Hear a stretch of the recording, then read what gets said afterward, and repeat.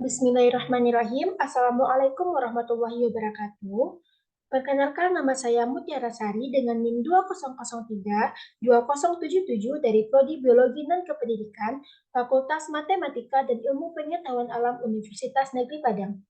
Baiklah, pada video kali ini saya akan membahas tentang bagaimana mekanisme transduksi sinyal hormon pada tumbuhan dan bagaimana cara pengaturan kadar glukosa darah.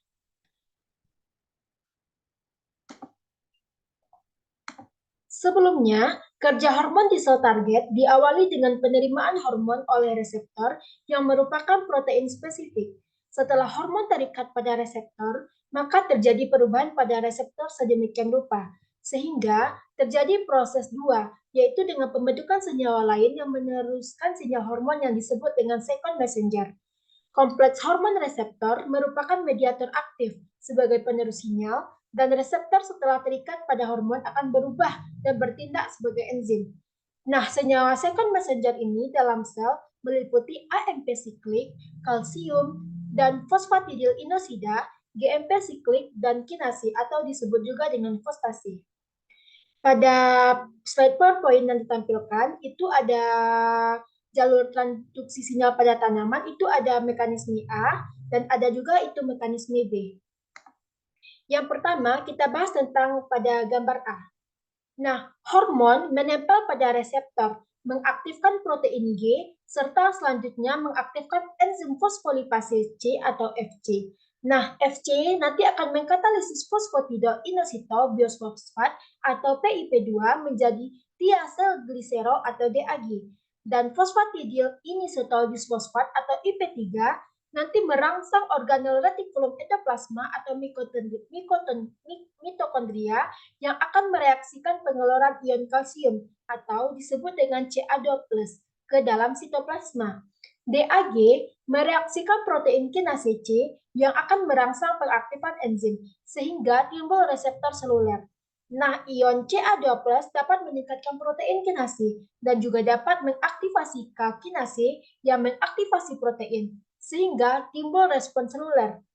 Nah, selanjutnya pada gambar B, itu hormon terikat pada reseptor membran sel. Selanjutnya, mengaktifkan protein G yang memerlukan fosforilisasi dari ATP atau ADP menjadi protein G aktif.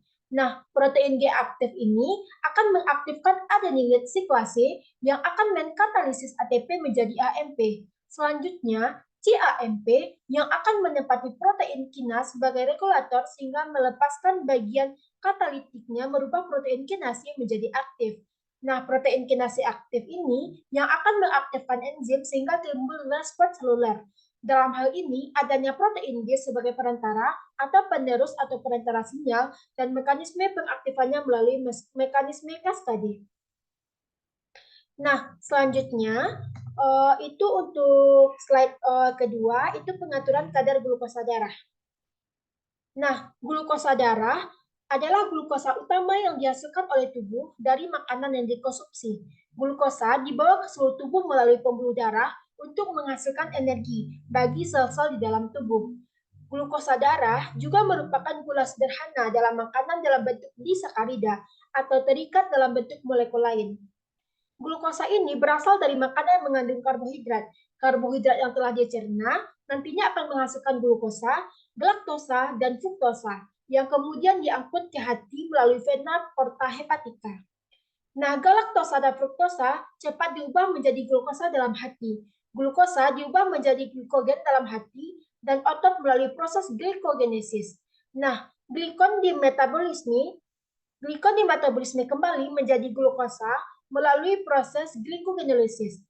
Glukosa yang berada di otak dan darah mengalami proses glikosis dan gluconeogenesis. Nah, glikolisis adalah perubahan glukosa menjadi asam pirufat yang akan menjadi asam laktat. Asam laktat ini yang berlebihan akan dimetabolisme kembali menjadi glukosa melalui proses disebut dengan gluconeogenesis. Pengaturan kadar glukosa darah sangat tergantung pada keberadaan penyimpanan glikogen di hati. Jika kadar glukosa darah rendah, glikogen di hati akan dipecah menjadi glukosa melalui proses glikogenolis dan kemudian mengalir di dalam darah untuk dikirim ke otot rangka dan organ lain yang dibutuhkan. Jika kadar glukosa darah tinggi, glukosa akan diserap oleh jaringan dengan bantuan hormon insulin. Nah, kadar glukosa dalam darah diatur oleh beberapa hormon. Di antaranya itu ada hormon insulin dan glukagon. Hormon insulin merupakan hormon yang menurunkan kadar glukosa darah, dibentuk oleh sel-sel beta pulau Langerhans pankreas, sedangkan hormon glukagon merupakan hormon yang berfungsi untuk meningkatkan kadar glukosa dan sintesis glukosa dari asam amino. Nah, hormon ini dihasilkan dari sel alfa pankreas. Peranan insulin dan glukagon adalah sebagai sistem pengatur umpan balik untuk mempertahankan konsentrasi gula darah dalam keadaan normal. Bila konsentrasi glukosa darah meningkat, maka timbul sekresi insulin. Selanjutnya, insulin ini akan mengurangi konsentrasi glukosa darah dan darah akan kembali menjadi normal. Kadar glukosa darah itu dipengaruhi oleh faktor-faktor endogen dan eksogen. Adapun faktor endogen yang disebut juga dengan humoral faktor, diantaranya seperti hormon insulin, glukagon, kortisol, sistem reseptor pada otot dan sel hati. Nah, faktor eksogen antara lain seperti jenis dan jumlah makanan yang kita konsumsi, serta aktivitas fisik yang kita lakukan sehari-hari. Selain faktor endogen dan eksogen, juga terdapat faktor lain seperti faktor terkait pasien dan faktor yang terikat dengan laboratorium. Faktor terkait pasien antara lain seperti umur, jenis kelamin, bagaimana rasnya, bagaimana genetiknya, tinggi badan, berat badan, kondisi klinik, status nutrisinya, dan bagaimana penggunaan obatnya. Nah, sedangkan faktor terkait laboratorium antara lain itu seperti pengambilan spesimen, penanganan spesimen, waktu pengambilan, metode analisis, kualitas spesimen, jenis alat dan teknik pengukurannya. Selanjutnya, pengaturan kadar glukosa darah ini juga disebut dengan hipoglikemia. Terjadi akibat asupan makanan tidak adekuat atau darah terlalu banyak mengandung insulin. Sedangkan peningkatan kadar gula darah atau hiperglikemia terjadi akibat kadar insulin dalam tubuh tidak mencukupi. Kondisi ini disebut juga dengan sebagai diabetes mellitus.